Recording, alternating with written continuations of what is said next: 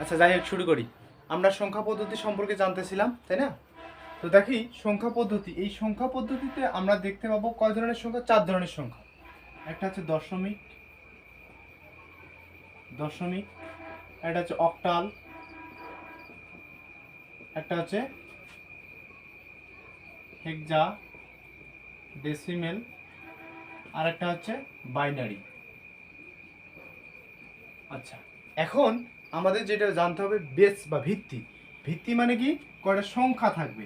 দশমিকে 10টা সংখ্যা, অক্টালে